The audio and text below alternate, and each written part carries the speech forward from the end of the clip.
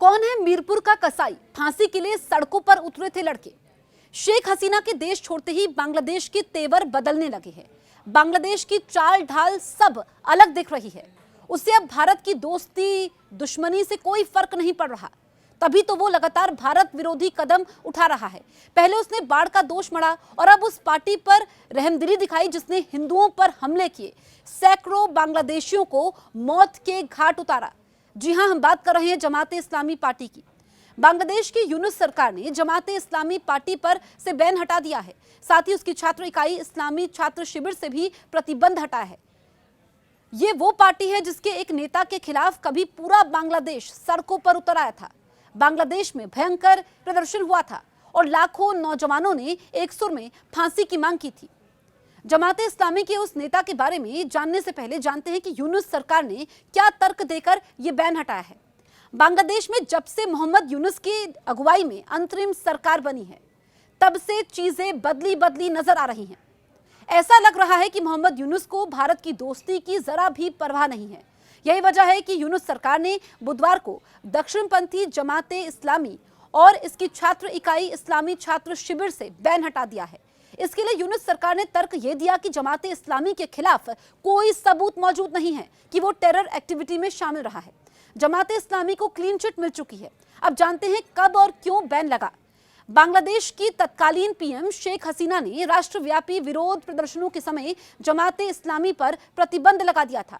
शेख हसीना सरकार ने 1 अगस्त 2024 को जमाते इस्लामी पर बैन लगाया था। शेख हसीना सरकार का आरोप था कि इसने ही स्टूडेंट्स के प्रदर्शन को भड़काया था। साल 2013 से ही जमाते इस्लामी के चुनाव लड़ने पर बैन है। जमाते इस्लामी पार्टी पर चरमपंथी और आतंकवादी संगठन होने का आरोप लगा था। पिछले साल सुप्रीम कोर्ट ने जमाते इस्लामी के चुनाव लड़ने पर बैन लगा दिया था।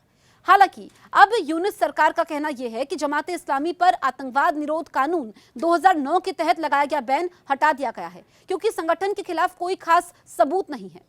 मोहम्मद यूनुस आखिरकार क्या कर रहे हैं? अब समझते हैं कि आखिर यूनुस सरकार ने बैन क्यों हटवाया। तो उसकी सबसे बड़ी वजह है यूनुस सरकार लगातार शेख हसीना के फैसलों को पलट रही है। इससे पहले मोहम्मद यूनुस सरकार ने 26 अगस्त को कट्टरपंथी संगठन असानुल्लाह बांग्ला टीम के मुखिया रहमानी को पैरोल पर रिहा कर दिया था। इस गुट पर आतंकी संगठन अल-कायदा से संबंध रखने के आरोप है। शेख हसीना सरकार ने 2015 में बांग्ला टीम पर बैन लगा दिया था। दरअसल मोहम्मद यूनुस सरकार ने बैन हटाकर बांग्लादेश की जनता के सामने उदारवादी बनना चाहती है। वो शेख हसीना के खिलाफ गुस्से को सियासी तौर पर भुनाने की कोशिश में लगी हुई है। जब मुल्ला के खिलाफ सड़क पर उतर आए थे लाखों बांग्लादेशी, मोहम्मद यूनुस ने उस पार्टी से बैन हटाया है जिसके नेता रहे अब्दुल कादिर मुल्ला के खिलाफ सड़कों पर पूरा बांग्लादेश उतर गया था। बात फरवरी 2013 की है। बांग्लादेश में जमाते इस्लामी पार्टी के नेता रहे अब्दुल कादिर मुल्ला को मानवता के खिलाफ अपराधों का दोषी पाया गया था और उम्र कैद की सजा सुनाई गई थी। कादिर मुल्ला पर 1971 के युद्ध के समय हत्या समेत कई अपराधों में शामिल होने के आरोप थे। लाखों बांग्लादेशी कादिर मुल्ला के उम्र कैद की सजा से संतुष्ट नहीं थे। वो फांसी की मांग कर रहे थे। कादिर मुल्ला को फांसी दो का नारा लगाते हुए लाखों नौजवान बांग्लादेश की सड़क पर उतर आए थे। करीब 1 लाख से भी अधिक नौजवानों ने मुल्ला के लिए फांसी की सजा की मांग करते हुए एक पत्र पर हस्ताक्षर किए थे। 22 फरवरी 2013 से करीब 22 दिनों तक शाहबाग चौराहे पर विरोध हुआ था और मुल्ला के लिए फांसी की सजा की मांग हुई थी।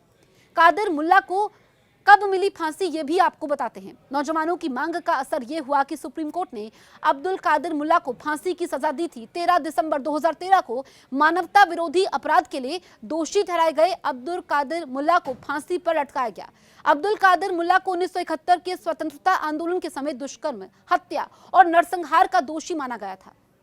उस वक्त जमाते इस्लामी दल के सहायक महासचिव था। आपको बताएं कि बांग्लादेश में 1971 के स्वतंत्रता आंदोलन में पाकिस्तान सरकार से मिल जाने वाले लोगों को युद्ध अपराधी कहा जाता है। अब्दुल कादिर मुल्ला को मीरपुर का कसाई भी कहा जाता था। अब्दुल कादिर मुल्ला युद्ध अपराधी के अलावा 344 नागरिकों की हत्या का दोषी भी था।